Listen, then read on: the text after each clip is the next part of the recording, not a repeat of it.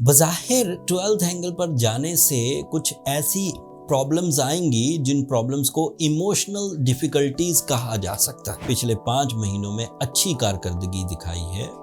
वो लोग अभी भी ये जो कुछ हफ्ते कमज़ोर आएंगे इनमें वो अपने मोमेंटम को सस्टेन करेंगे, अपनी पावरफुल डिसीजंस, अपनी रिस्क टेकिंग, रफ्ता रफ्ता चीज़ें बेहतरी की तरफ जाएंगी। ये आखिरी सिग्नल होता है सोलर सिस्टम का जब ऑर्बिटल मूवमेंट में प्लैनेट 12th एंगल पर जाते हैं, फिर उसके बाद एक निकल कर फर्स्ट एंगल पर आएगा, फिर दूसरा निकल कर, फिर तीसरा निकल कर, and then you will be again on track.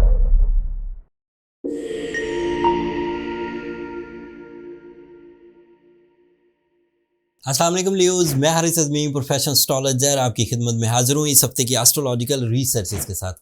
ये वीक 18th ऑफ जून से ऑन 24th ऑफ जून तक चलेगा, लेकिन ये वीडियो आपको ईद से पहले मुयस्सर आ जाएगी। सो मेरी तरफ से एंड एस्ट्रोजेम्स की पूरी टीम की तरफ से दिल की गहराइयों से ईद उल अज़हा बहुत मुबारक। अल्लाह ताला आपकी इबादतें कबूल फरमाए एंड आपकी कुर्बानी कबूल फरमाए। एंड कुर्बानी का फ़लसफ़ा ये है कि आप अपनी सबसे प्यारी चीज़ अल्लाह की राह पे कुर्बान करते हैं, तो अपने से जो लो लेवल के लोग हैं उनका भी खुसूसी ध्यान रखें। और मेरे पास भी इस हफ्ते 2 एस्ट्रोलॉजिकल चेंजेस और उनके एनालिसिस हैं। दोनों चेंजेस पर लियोज़ को बड़ी गहरी नज़र रखने की ज़रूरत है। एक चेंज तो 18 जून को very first day of this week आपको मुयस्सर आएगी। मरकरी आपके 12th एंगल पर चला जाएगा। पिछले हफ्ते वीनस आपके 12th एंगल पर चला गया था। एंड दूसरी चेंज आएगी 20th ऑफ जून को जब सूरज भी आपके 12th एंगल पर चला जाएगा। बज़ाहिर 12th एंगल पर जाने से कुछ ऐसी प्रॉब्लम्स आएंगी जिन प्रॉब्लम्स को इमोशनल डिफ़िकल्टीज कहा जा सकता है। जैसे आपको बहुत सारी कुर्बानियाँ देनी पड़ेंगी अपनी लव लाइफ में, जैसे आपको बहुत सारे फ़ैसले शायद बैक फुट पर रह कर लेने पड़ेंगे, जैसे आपको अपनी तालीमी सरगर्मियों में कुछ स्लो या कमज़ोरी नज़र आएगी। But this is my professional statement कि ये परेशानी की बात नहीं है।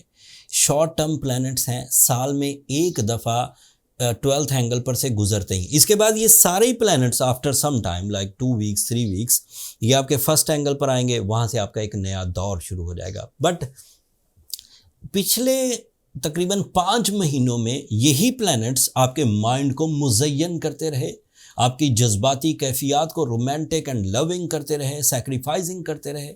यही आपके रवैयों में leadership quality and management skills भरते रहे।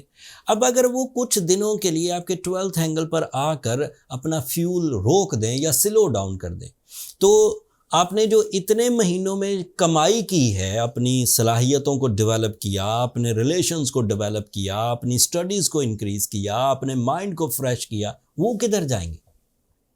इट मीन्स कि जिन्होंने अपने गोल्डन सीजन में पिछले 5 महीनों में अच्छी कारकर्दगी दिखाई है, वो लोग अभी भी ये जो कुछ हफ्ते कमज़ोर आएंगे इनमें वो अपने मोमेंटम को सस्टेन करेंगे, अपनी पावरफुल डिसीजंस, अपनी रिस्क टेकिंग, अपनी रिलेशनशिप की कदर, अपनी एजुकेशनल सरगर्मियाँ, अपनी सेहत और तंदुरुस्ती को एंजॉय करते रहेंगे।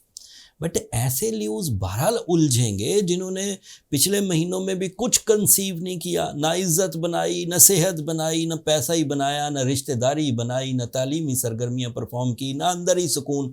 वो लोग फिर इन दिनों में कुछ इश्यूज़ महसूस कर सकते हैं।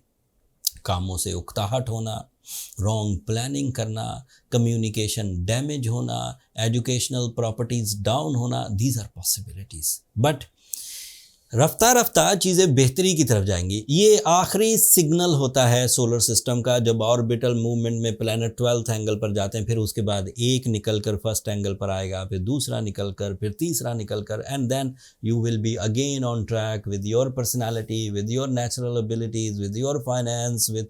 लेकिन फ़िलहाल आपको थोड़ा ध्यान करने की ज़रूरत है, specially started from 18th of June. So खर्चा करते हुए ध्यान करिए, रिलेशंस को डील करते हुए ध्यान करिए, एजुकेशनल सरगर्मियों में ज़्यादा तवज्जो से प्रेजेंस ऑफ माइंड के साथ आगे बढ़िए। सपोर्ट ऑफ टाइम अवेलेबल नहीं है। एक प्लस पॉइंट 29 को आ जाएगा। अभी ये वीक में तो नहीं है, अगले वीक में जब मैं वीडियो दे रहा हूँ। सैटर्न आपके 8th एंगल पे कुछ ट्रबल क्रिएट कर रहा था, अभी भी डायरेक्ट है, इस हफ्ते भी ट्रबल क्रिएट करेगा, लेकिन 29 ऑफ जून को सैटर्न रेट्रोग्रेड हो जाएगा। तो आपकी बहुत सारी ट्रबल्स उस रेट्रोग्रेशन से रिजॉल्व होना शुरू हो जाएंगी। You will B okay in your losses recoveries, you will B okay in your mind performances, you will B okay in your institutional achievements and you will B okay in your physical health and relationship. वो 6वें और 7वें घर का representative है। 6th angle is angle of physical health and 7th angle is angle of relationship. तो ये वाले planet जो short term है, ये अगर उलझे भी रहें तो सिर्फ 29 तक उलझे रहेंगे। सैटर्न के डायरेक्ट होते ही चीज़ें बेहतरी की तरफ जाना शुरू हो जाएंगी। जुपिटर आपके 11th एंगल पर, that is plus point. Mercury आपके लिए, मार्स आपके लिए 10th एंगल पर। दो प्लैनेट आज भी बहुत एक्टिव हैं। Jupiter is your knowledge, Jupiter is your deal making, Jupiter is your connection with the juniors, connection with the childrens, connection with the blood relatives, connection with the friends, वो बहरहाल अच्छी form में। And Mars is also representative of your investments, of your physical strength. So कुछ positivities, कुछ negativity, it is a mixture at the moment.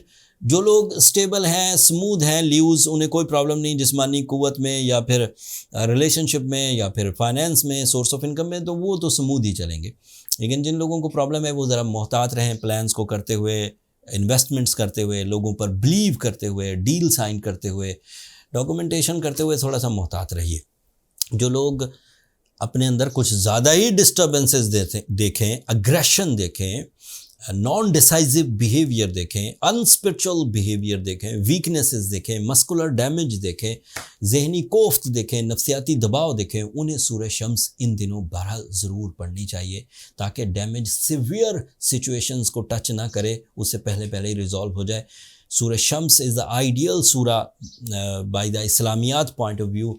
इससे जो blessings आती हैं वो बहुत खैर और बरकत पैदा करती हैं, एंड ट्रबल्स आती रहती हैं। एंड बीइंग अ ल्यू आपके पास 4 ऑप्शन है साइंटिफिकली। आप रूबी पहन सकते हैं, आप एमरल्ड पहन सकते हैं, आप ब्लू सफ़ायर पहन सकते हैं, आप डायमंड पहन सकते हैं। मैं एम्फेसाइज करूंगा ब्लू सफ़ायर, लेकिन ये ज़रूर कहूँगा कि नेचुरल ब्लू सफ़ायर की तरफ जाइए।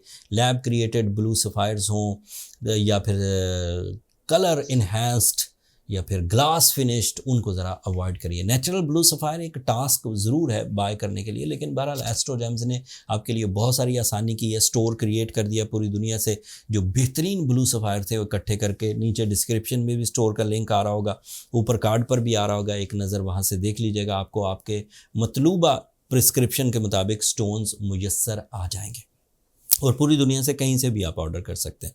सो ओवरऑल देखा जाए तो ल्यूज़ अब कुछ दिनों के लिए थोड़ा कांस्टेंट, थोड़ा लेज़ी, मतलब कुछ म्यारी तौर पर चलेंगे, कुछ बिलो द एवरेज, लेकिन बहरहाल चलते रहेंगे। एंड फिर 29 आ जाएगी एंड मैं ही आपको खुशखबरियाँ सुना रहा हूँगा। तब तक के लिए अपने आप को संभालिए ल्यूज़। और ये वैसे भी टाइम टेस्ट ह्यूमन नेचर में उसको अपने बेस, उसको अपनी रियलिस्टिक लेवल्स की तरफ ले जाता है। अगर हमेशा ही बहारें आती रहें तो फिर बंदे को अपनी स्ट्रेंथ पता नहीं चलती, बहारें ही बंदे को लेकर चलती रहती। बट जब ये इस तरह के पैचेस आते हैं कुछ हफ्तों के लिए, कुछ दिनों के लिए, तो इंसान को झंझोड़ते हैं। मैंने तो यही देखा। एंड जो इंसान इनसे सबक सीखता है वो ही ऊपर आता है, वो ही ऊपर तरक्की करता है।